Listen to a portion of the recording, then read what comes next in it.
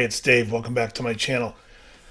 So recently in the online gear world, I've noticed that people are commenting heavily on this new PRS by John Mayer. And I find the whole thing funny. Um, Only because, like, some people who are posting and talking about it can't understand why people are like making a fuss about it, or why there's negative feedback for it when so many other people make Strat knockoffs and all that. So let me start by saying right here, I'll put a picture of the Silver Sky, which is the new John Mayer guitar. It's basically a Fender Stratocaster body with a PRS neck that's been reversed, so the longer point is on the bottom. But other than that, it's just a Strat. And in my opinion, not even a Strat that I would even consider with a 7 1/4 radius. Even Fender in their custom shop stuff, if they release like a 63 or 64 Strat, are making it with a 9.5 radius because even they realize nobody wants that old radius. I guess John Mayer wants it, and if you want one of his guitars, you're going to have it, whether you want it or not. I find the radius unplayable. It's just not my thing. I like a much flatter radius. I mean, I have that was a 9.5 on the black Strat that I was playing. Most of the ones that I have with the Warmouth necks, they're all the 10 to 16 compound radius, which I find really nice. A 12-inch radius is also nice. You can find those on the Eric Johnson Strats. They're great. And I believe Warmouth will also make. I don't know if they make a 12-inch, a straight 12. I know they make a 9.5. But anyways, I think the reason that it is because PRS came out as a company that was supposed to be, the real nice fit and finish. And I don't want to even say they were competing with Gibson, because I really didn't feel like they were. I feel like they were trying to be the in-between guitar. Like we're gonna be what Gibson isn't and what Fender isn't. We're gonna fill that void, and they did a great job for years doing it. And over time, I mean, with the Johnny Highland model and other models, they've crept into the Fender market, and they've crept in a little bit to the Gibson market with the 594. Yeah, because instead of it being 24 3/4, he found that it was 24 594. And whatever. For years they've been like the in-between guitar, and now I think people are like, well, now you're just you're not just coming into the Strat land, you're just ripping off a Strat. I mean, and that's all really what it is. It's sad. I think it's just but they have every right to do so. It's not a big deal. I would never buy it. I think it's like again, there's some people that are out there saying, oh, for $2,300 you can find a great Strat for that.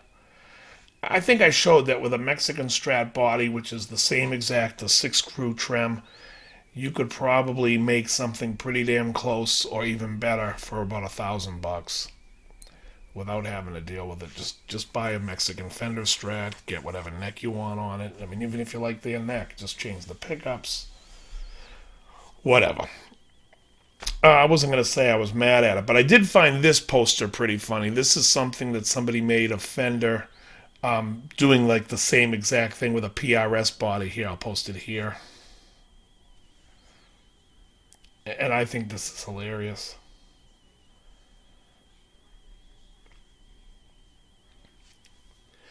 But I just think it's funny because there's so many guitar players that mid-career change companies, and for some reason, like, these companies make a big deal out of it, like this is going to change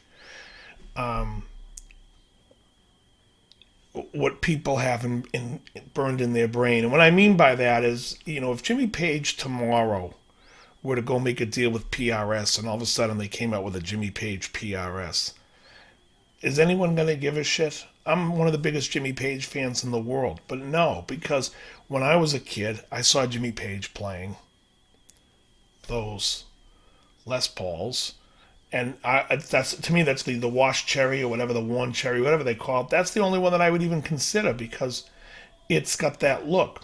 Now, John Mayer, I don't know if his career's over. I mean, I haven't heard him do anything for years, but let's say that he doesn't. So everyone's already watched and become a fan, have seen him play in those strats, and now he's try to.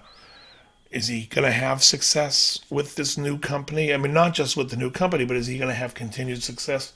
I don't know. He hasn't had a hit song in years, and I just don't see the value that PRS is putting so much into the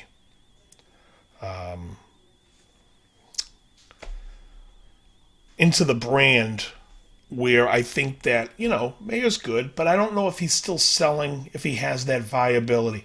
And I don't want people to start getting all, whatever, and just start reading me the riot act because they think he's great. I think he's a great player too. That's not what I'm saying. What I'm saying is Taylor Swift connected with a million little girls and sold a lot of Taylor guitars because she played a Taylor. And every little girl wanted a Taylor guitar, whether it's a baby Taylor or whether parents had a lot of money and they could buy them anything they wanted. Taylor sold a lot of guitars using Taylor. Now, 5 years from now, when her career is more into adult land and she doesn't really have that kind of a following and she's not selling records, if she decides to switch to Gibson, will it have mattered? That's my point, and I don't think it will. I don't think she's not still hitting that. And if a younger generation picks up on her younger music, they're going to go look at her and see her playing those Taylors. So I think with the John Mayer, I think PRS is putting so much into we took 2 years to make this Strat. Really? God. Yeah. That's interesting because it's not that far from what Leo invented in 1953. The point of the matter is, it's like John Mayer in his heyday was playing those black Strats. Fender struck when the iron was hot, and so did Martin. And Martin made that, I think it's called the OMJM, the orchestra model, John Mayer. And so now what's going to happen with that? Are we going to see that Martin now gone and now PRS is going to do the acoustic? It's the further down the road, like Michael Schenker switching to a Dean and playing a Dean Flying V. No, I want that Gibson Flying V that's on the cover of the MSG album. If I was going to ever do it, I would never go buy any Flying V that was from another company that he signed with later in those years. It's that iconic one that I would want. And I could say that for everybody. It's like if Keith Richards tomorrow said, hey, listen, I'm no longer going to play the 52 Telly. I'm going to go play a classic-looking G&L that looks just like it. Is anybody going to go run out there and get the Keith Richards G&L? I don't think so. It's embedded in your brain that he played that 52 Fender. That's his guitar. And it was when the iron was hot. It's not the aftermarket stuff. So there's companies like Jackson who had like the Phil Collin model while Phil was hot, even though I do think it came a little late because to me, I always think of him playing that Ibanez, I think it's an Ibanez Destroyer on the Photograph record, on the video for Photograph, and to me that's how I always envision him. But that I'm probably a generation early. The generation after probably got a lot of use out of that Jackson. But there's like so many that come afterwards and try to lay claim to an artist whose career has simmered. And I could understand a company that would want to gather some of that heat. But in my opinion, I think, like for John Mayer, they could have just made him any guitar. They didn't have to come out and say whatever. And then, did his tour. But they did the John Mayer amp, the NAMM before. The most I've heard John Mayer's name has been in regards to anything PRS in the last 5 years. Well, that should tell you.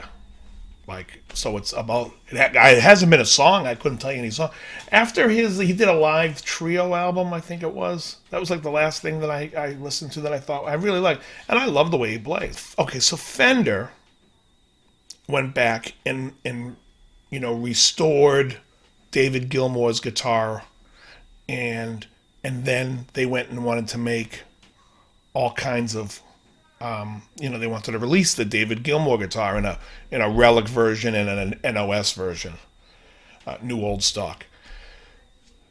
The thing about that is that's the guitar that was iconic for years. Everyone knows that guitar, and it's almost like when you could say the Van Halen when Fender and wanted to do the Frankenstrat. They wanted to do obviously the Fender headstock. The Fender headstock version before he went to the Kramer Banana. Well, before he went to the Kramer Bird's Beak and then the Kramer Banana.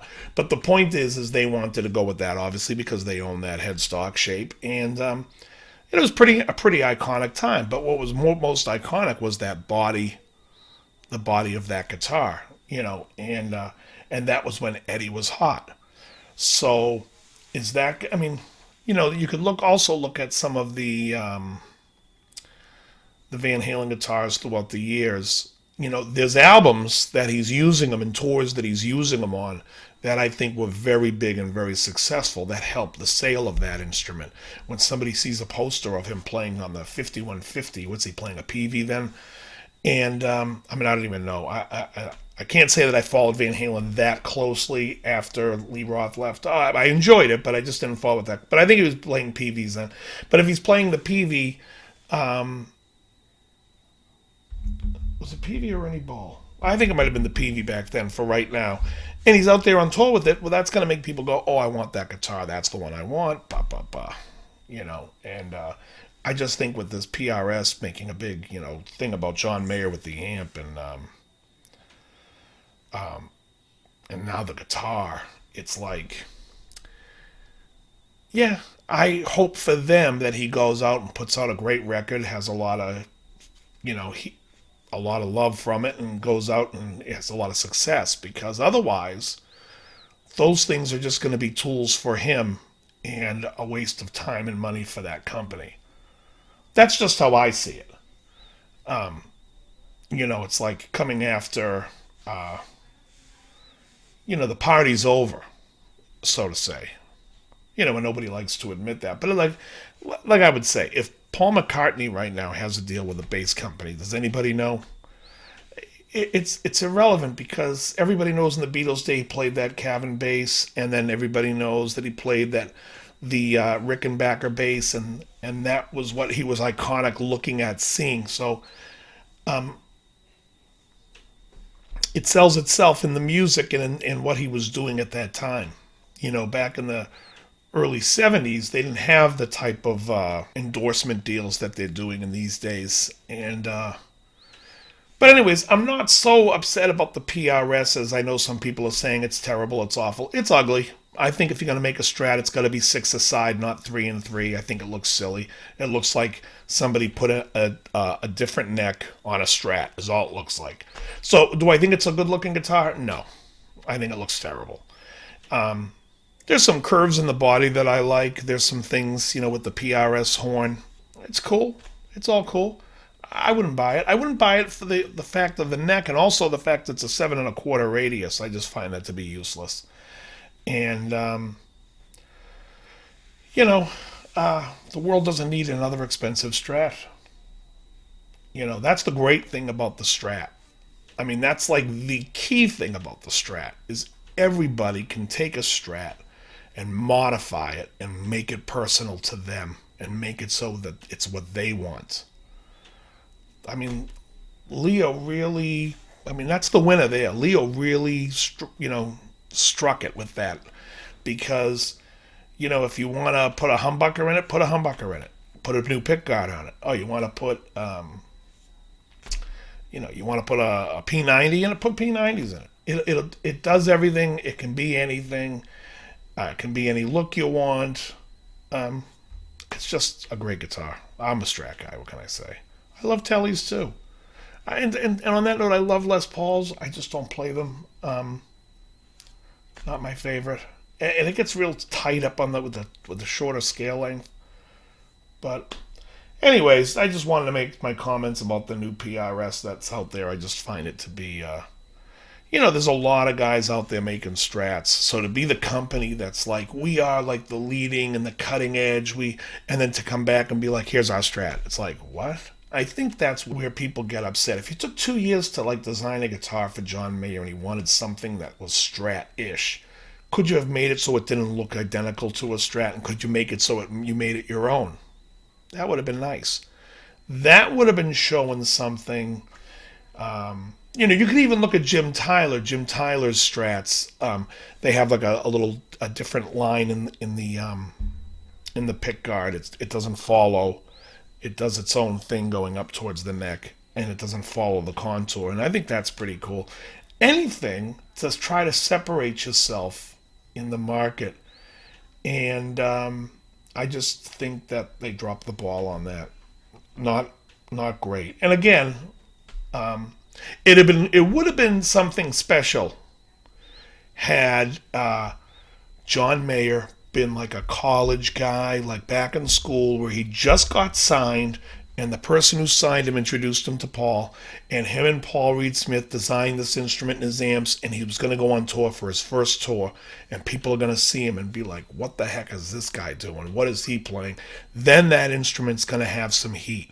Then that's going to have a little bit more validity. But when it's after somebody's career is now coming to what I call its twilight, and I'll quote the movie Blade Runner, the light that burns twice as bright burns half as long. And you have shone very, very brightly, John Mayer. I just don't see his career going. It's just been in a lull. Like he was playing with the Grateful Dead. He's doing all these things except hammering his audience with material. The great thing about Iron Maiden, you can sit there and say, here's a band that never was on the radio. They always put out a record every few years or so, and they come out and they tour it, and they give the people who listen to them what they want to hear. And they stay true to that. And you can go do your side projects and whatnot, and I just think that, here I am going down another side road. But whatever. I had some time today. I know I haven't done a lot of videos lately. And we had a big snowstorm here today, so I was stuck inside. So I figured that I would do it. And not much else going on. Love all the comments, positive, negative, whatever you want to say. It's all good. I love it. Keep it up, and I'll keep making videos. Very good. How's that for a topper? You're right on target. You're right on the money.